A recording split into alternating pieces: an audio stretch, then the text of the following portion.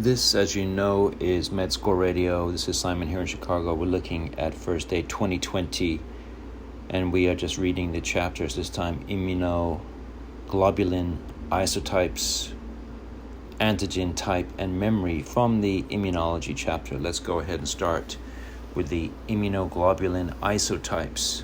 So as you know, we have IgG, IgA, IgM, IgD, and IgE. First, something about all of these. All isotypes can exist as monomers. Mature, naive B cells prior to activation express IgM and IgD on their surfaces. They may differentiate in germinal centers of the lymph nodes by isotype switching.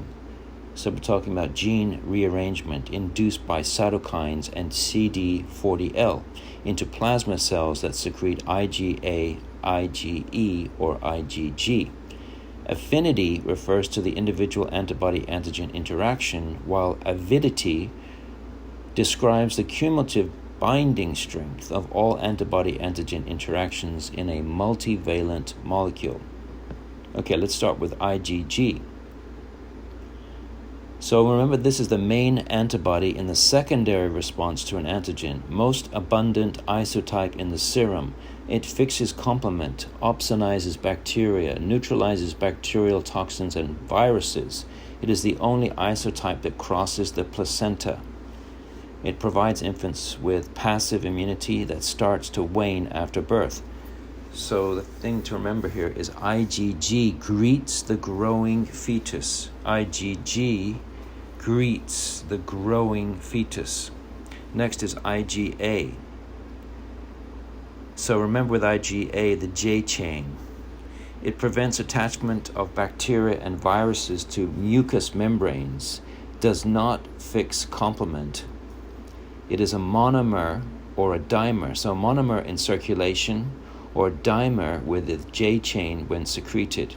It crosses epithelial cells by transcytosis and is produced in the GI tract, for example by pear patches, and protects against gut infections, for example by Giardia. It is the most produced antibody overall, but has lower serum concentrations and is released into secretions, for example tears, saliva, mucus, and breast milk, and picks up secretory component from epithelial cells, which protects the Fc portion from luminal proteases.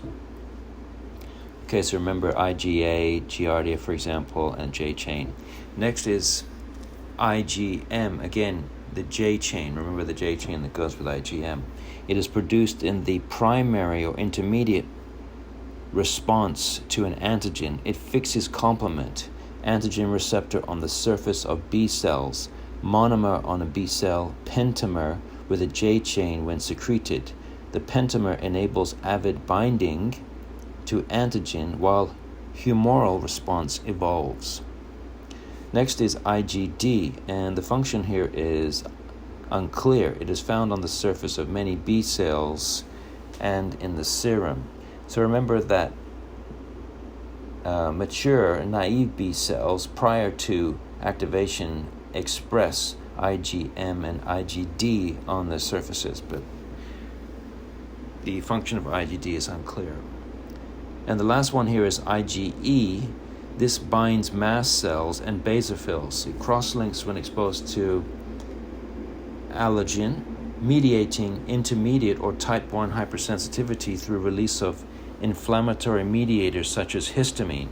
It contributes to immunity to parasites by activating eosinophils. So remember parasites and IgE. And lastly, the section is called antigen type and memory, talking about thymus-independent antigens and thymus-dependent antigens. First, thymus-independent antigens. These antigens are lacking a peptide component, for example, lipopolysaccharides from gram-negative bacteria, cannot be presented by MHC to T cells. Weakly immunogenic vaccines often require boosters and adjuvants, for example, capsular polysaccharide unit of Streptococcus pneumoniae, PPSV23 vaccine. Next is the thymus-dependent antigens. These are antigens containing a protein component. For example, Streptococcus pneumoniae PCV13 vaccine. Polysaccharides conjugated to diphtheria toxin-like protein. Class switching and immunologic memory occur as a result of direct contact of B cells with T cells. Okay, thanks very much for tuning in.